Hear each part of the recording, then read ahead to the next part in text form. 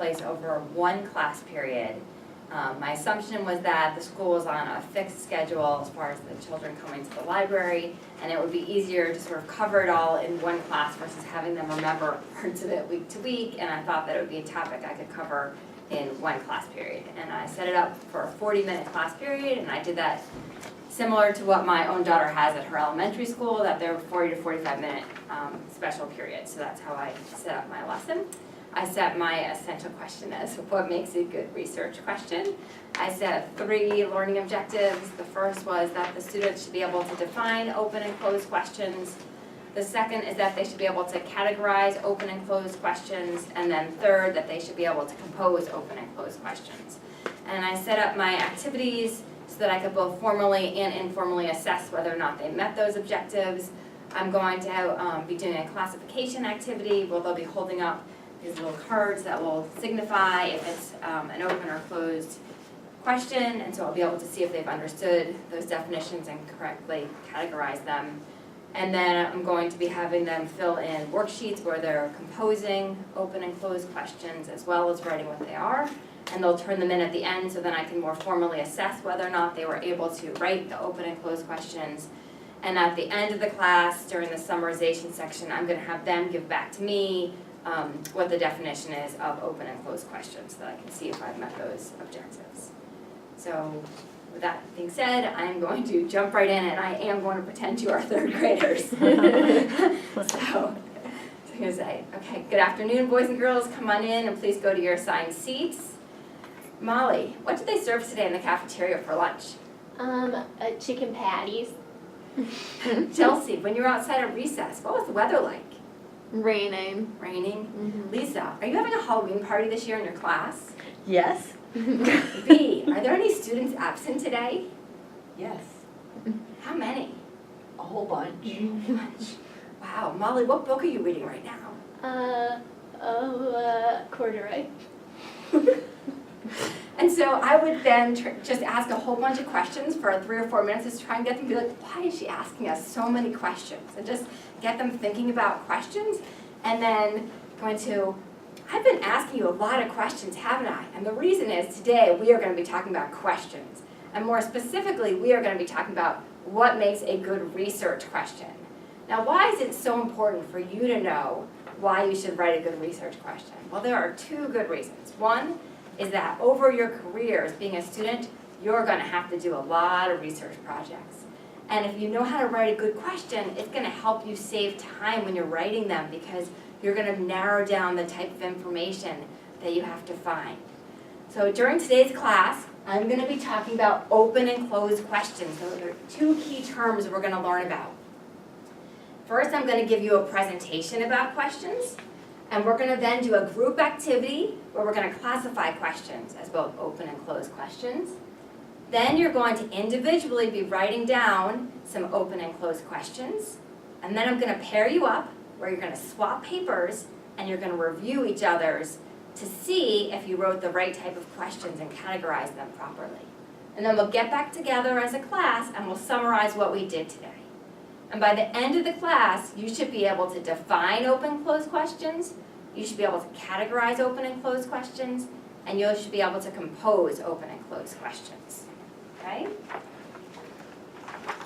So first, let's think about when do we ask questions, right? You all ask questions all day long. But we ask questions, 1, when we don't understand things, 2, when you want to know more information, or 3, when something doesn't make sense to you, right? Those are all reasons why you might want to ask questions. So let's think about this picture. And this is a picture of a roller coaster, right? And let's come up with what kind of questions you could ask about this picture, just to get our brains going and see what kind of questions we can come up with. B, what can you ask about this roller coaster? Why would anyone want to ride it? Molly, how about you? How old is it? Chelsea. Where is it located? Lisa, any questions? How big is it? And so I would do this activity for 3, 4, 5 minutes to get them going and come up with a whole bunch of questions and just brainstorm and get them going so that they're involved in the activity and say, wow, you guys really came up with a good list of questions. It's a good way to come up with questions, things we might want to know. So now let's think about why it's important to write good research questions. Well, if you ask the wrong question, you might find too little information. So if we're thinking back to that roller coaster picture, maybe what we really want to know is, why were roller coasters an important part of entertainment in the 1920s? And you ask a question like, how many roller coasters were there in the 1920s? Well, that would be too little. Maybe it's important to find out how many, but you would not answering the main question.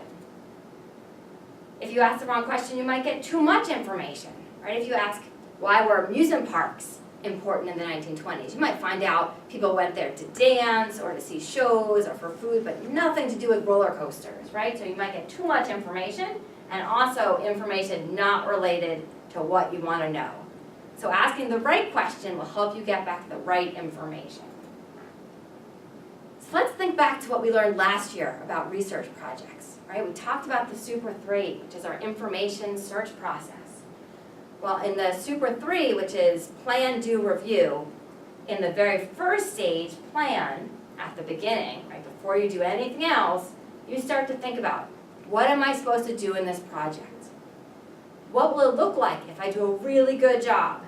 And what do I need to find out? And that's your question piece. So when we're writing our really good research questions, they're fitting into the plan stage of our research process here. Okay, so I just wanted to frame it so you'll remember where this is fitting in. So now we're going to talk about two types of questions, open and closed questions. Give me a thumbs up if you've heard of open questions, or a thumbs down if you haven't heard of open and closed questions.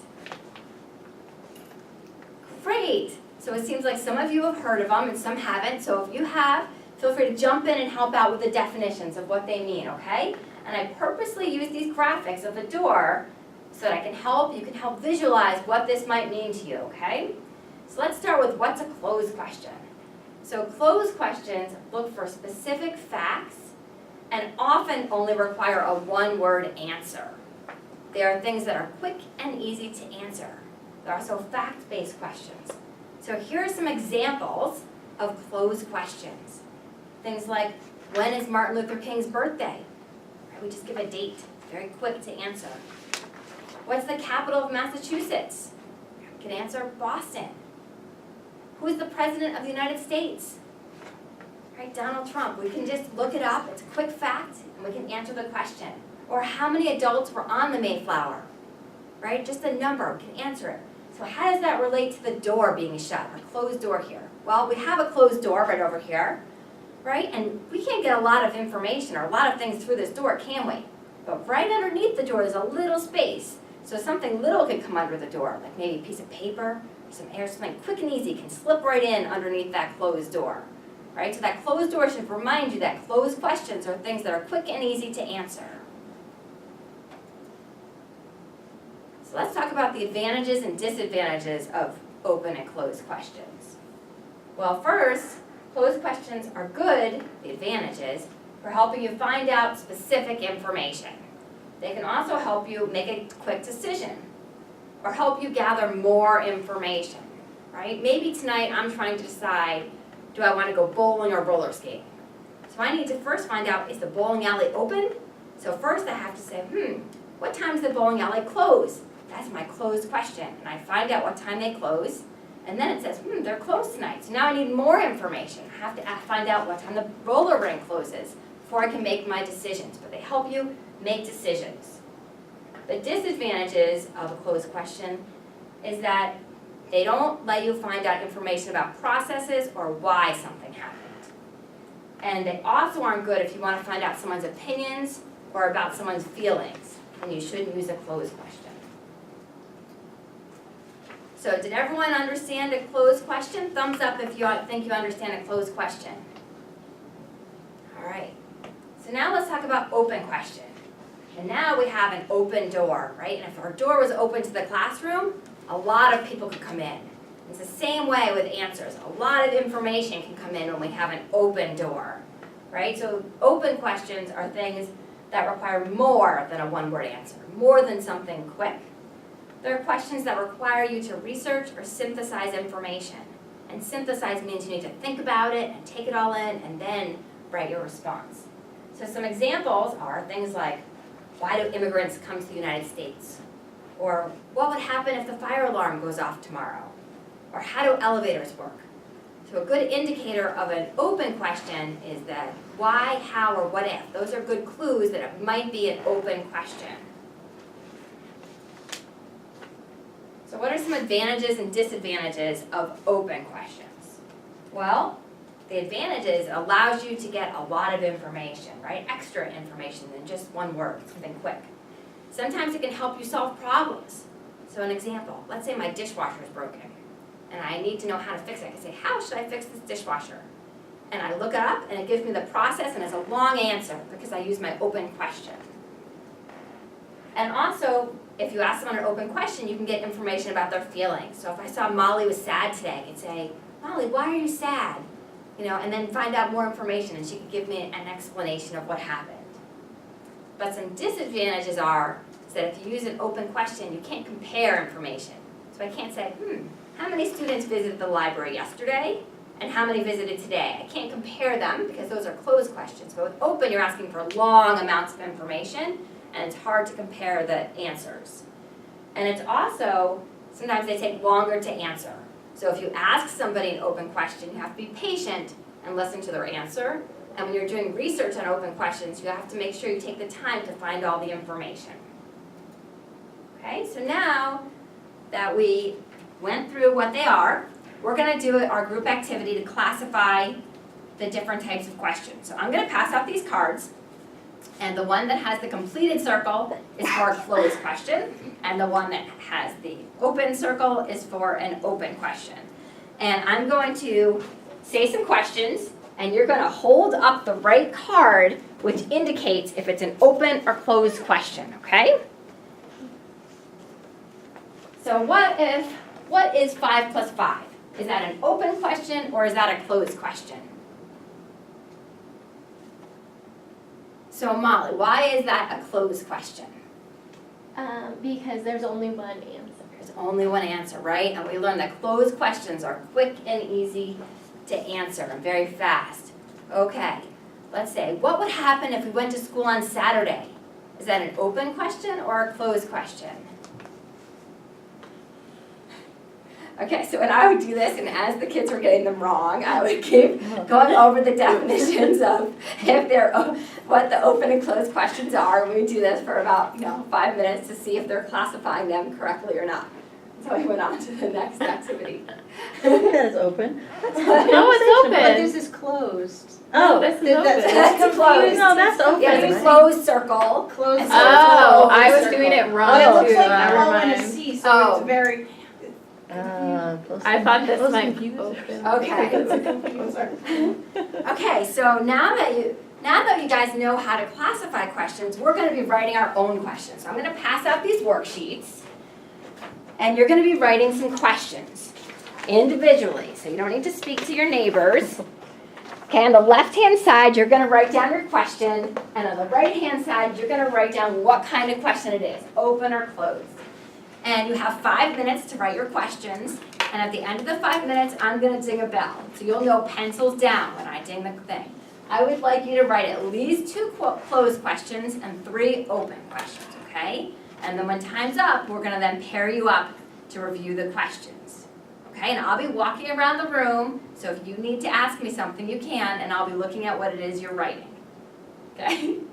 Yes. Are we Lisa? writing questions about whatever we want? Any topic you want, yes. You're just writing open and closed questions, yes. Anything else before we get started?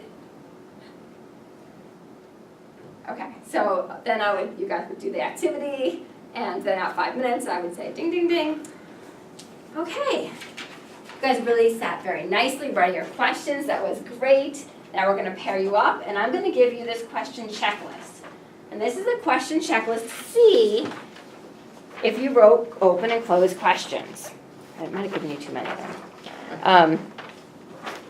And then I would have the kids pair up, and during this activity, you guys can talk. You'll be talking about your questions and seeing if they're open or closed properly. So I'll have the kids pair up, and you have 5 minutes to do this activity, and at the end of the 5 minutes, again, I would ding the bell.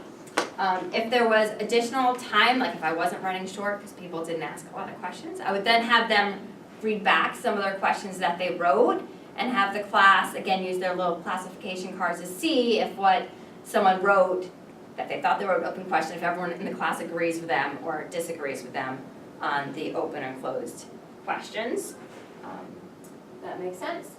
And then I'd say, okay, time's up. Now let's get back together as a class and let's sum up what we did today. So, who can tell me what the 2 types of questions are that we learned about today? Go ahead, Molly. Open and closed. Open and closed. Great. And who can tell me something about a closed question? Go ahead, Bea. It's a short answer. Short answer. Right. So, and I'd go through this with the students and have them give me back the definitions of open and closed questions. And then once we had them written down on the board, I would say, okay, so going back to our original question of the day is, what makes a good research question? Right, so we've learned about open and closed questions. Which one makes a good research question, do we think? Open or closed? Open. Open. And why do you think open are better for research questions? Go Because ahead. a lot of answers can come through the door. A lot of, that's very good. Yes, so open questions are better because you can get a lot of information. And when you're doing research, even though the open question is going to be the main question of your research, you're still going to need to use some closed questions during the research process. Because you're going to find out, your main topic might say, you know, why was the Mayflower Compact important, but you still need to find out when it was written and who signed it, and details that are closed questions, but your main topic is an overlying open question. So in your class, when you go back, you're going to be working on a research project with your teacher, and this week you're going to be writing research questions. And when you come back in next week's class, we're going to be talking about resources we can use to search for the answers to your research questions. Okay, so you guys did a really nice job sitting quietly today, and I'm looking forward to seeing you next week. Thank you.